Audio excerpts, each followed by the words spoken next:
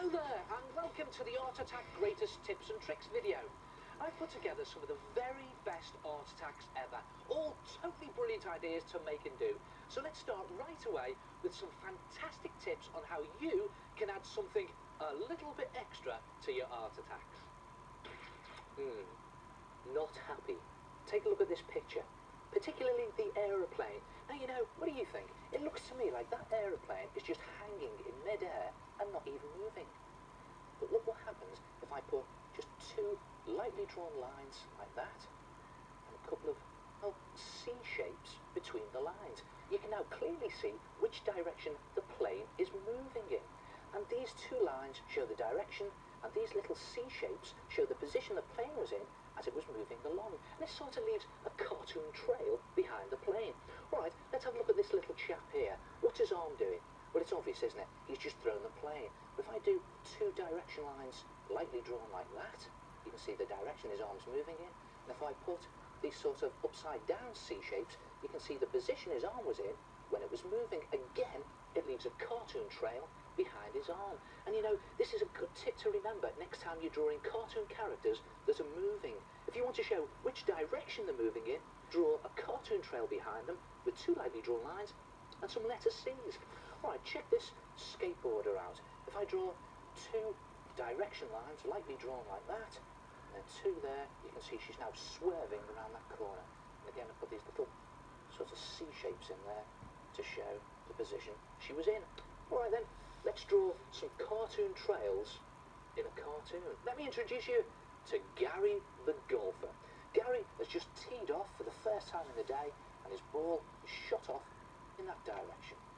And what about his golf club? Well, if I do two curved direction lines like that, a couple of C's in there, you can now see that his golf club is swinging round.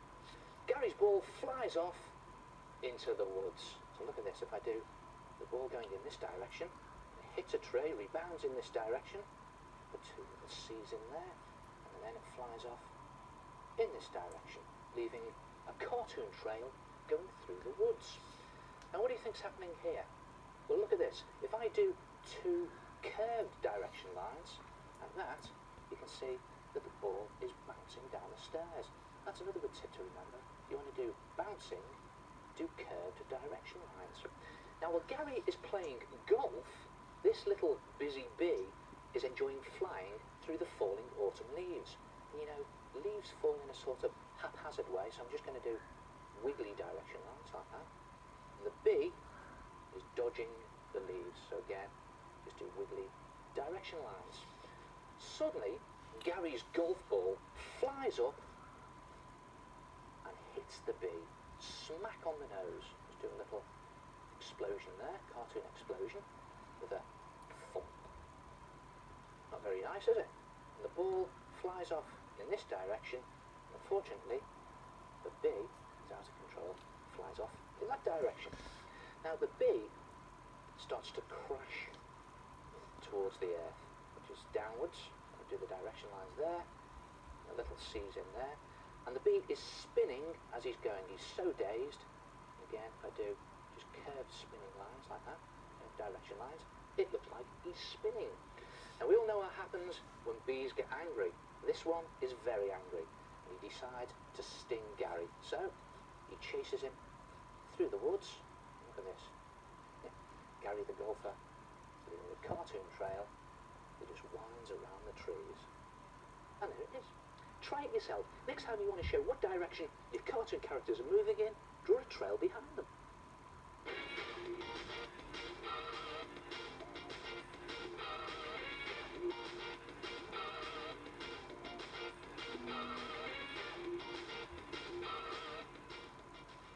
I'm a cheat, and I don't mind admitting it, especially when it comes to drawing or painting things that take ages, like leaves on trees. Now here's a picture of a tree that I've drawn, and that was the easy bit. Now to put on the leaves. And you know, when it comes to doing the boring bits, I don't mind cheating at all if it makes it easier and a lot more fun to do. And that's where this comes in. Any old paintbrush, preferably one with stiff bristles. And it's just a case of dipping it into some green poster paint, like that, and then just wiping off most of the paint. And the idea is to get your brush as dry as possible, so don't put any water on it. And then just hold it vertically above your picture and stab it down onto the paper. And look what happens. Look at that. Hundreds of leaves start to appear. It's a really good cheat, isn't it? It saves you drawing each leaf individually. And the more paint you put on and the more leaves you stab onto your picture, the thicker they get. Look at that.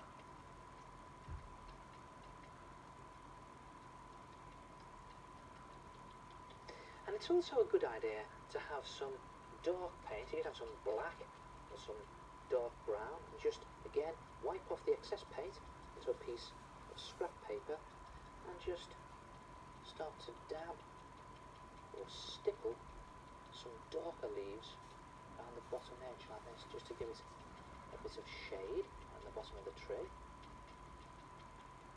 And what about a lighter shade of paint, like a yellow or a white, and again just dab off the excess.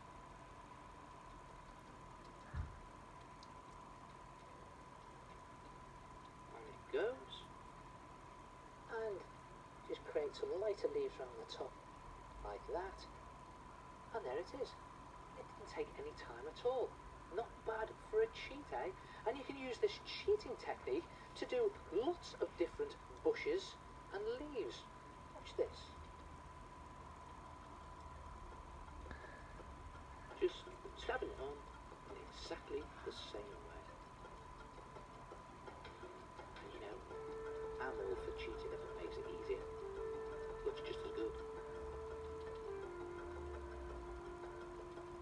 Same down here.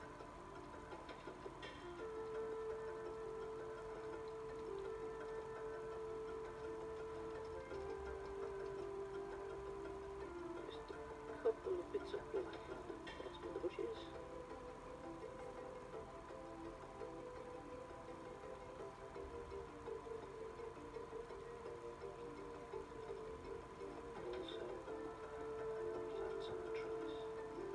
If you dab on some colour, just little dabs of colour, and again, get all the excess colour off your brush first, then you can create flowers. Again, in the same way. Just dab them on, stipple them on, and on, and on. Try cheating yourself. Dab on some leaves and flowers with a dry brush.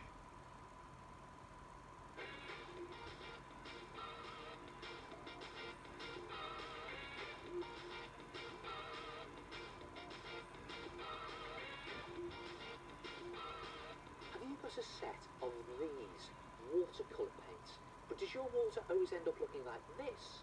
And your pictures end up looking like this, a complete splodgy mess? Well, believe it or not, watercolours are one of the hardest art materials to use. Many times I've ended up with a complete mess like this because it's all run out of control.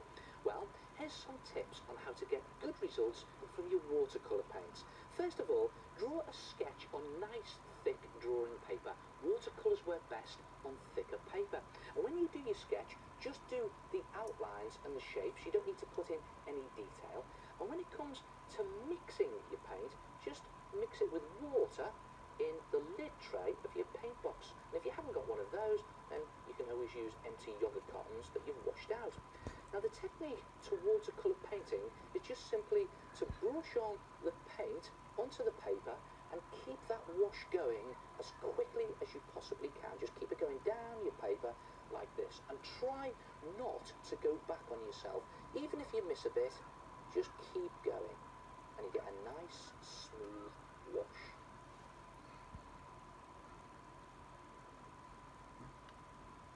And you don't have to colour it in absolutely perfectly. Just control that wash all the way down to the bottom, and then stop. Stop and allow it to dry. And you know, that is the secret to good watercolour paintings. Paint each section, then stop and allow it to dry before on to the next bit. That way the paint won't all run into each other and go out of control. So I'm going to put this to one side, and that's exactly what I did with this picture. I did each section, I allowed it to dry before I moved on to the next section, and look at it, it's crisp, clear, and there are no runs because I controlled the paint. So when your background is dry, then you can add on a layer of shading, and to do this you just mix your paint slightly thicker and add in touches of black, and then just paint it on to the dried background, and look at that, no runs at all. Just another little bit there, like that, just to finish off some windows. And here's another good tip. It's pointless doing a watercolour painting with dirty water, because you get all your paint a dirty grey.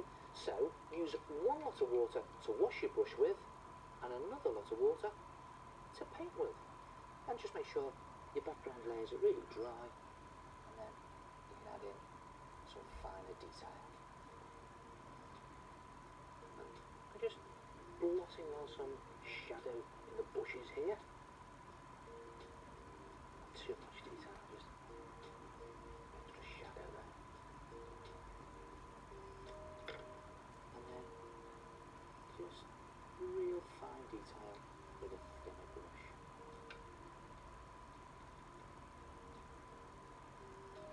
There.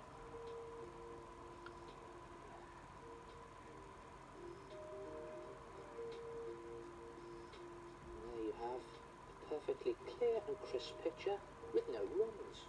Of course, if you do want your paint to run, to create an effect like reflections in water, then get loads of water onto your brush. And actually, this is where dirty water comes in handy, because you just make your paper really wet with that dirty water. Like that. Just put more in there. Put the sky reflection in as well. Make my paper really wet. And then just start to put in some darker reflections. So there we go, let's try those trees. Yes, look at that. The paint's really out of control. Everywhere. Different colour.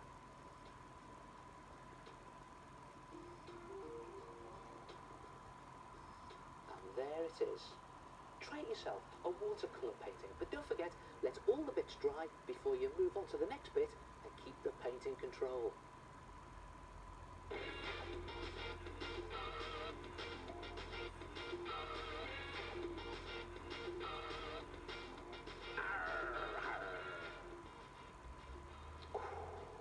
Take a look at this picture. There's something missing.